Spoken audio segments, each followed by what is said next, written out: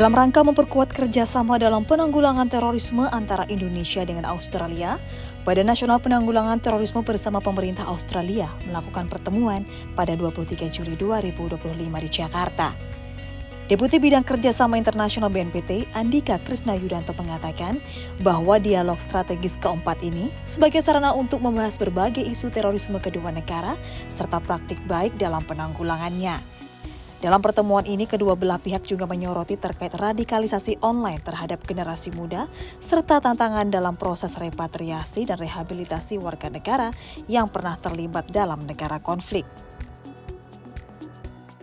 One on the youth radicalization online, the misuse of social media, and of course the issue of repatriation and rehabilitation and reintegration, which of course the two countries face the same sort of issues.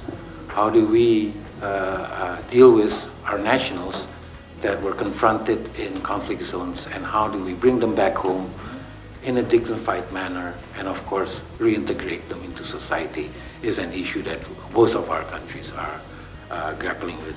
So again, this is not just about stating statements of what Indonesia is doing or what Australia is doing, but this is a dialogue to share those good practices, lessons learned on those three very important areas. Selaras dengan Andika, pimpinan delegasi Australia, Gemma Smith, menilai bahwa media sosial menjadi sarana yang sangat berdampak untuk menyebarkan pengaruh paham radikal terorisme.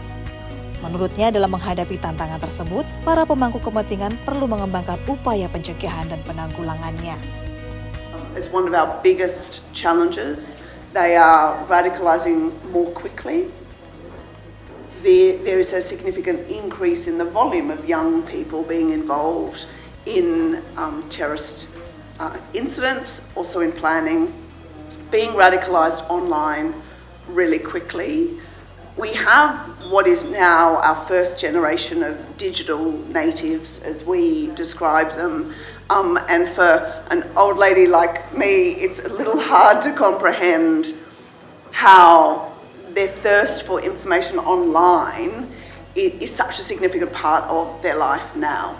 And as policymakers, we need to think about how do we develop solutions that resonate with a generation who live their lives online. And I think that's a really big challenge for all of us, and I think that's only going to continue to be a challenge.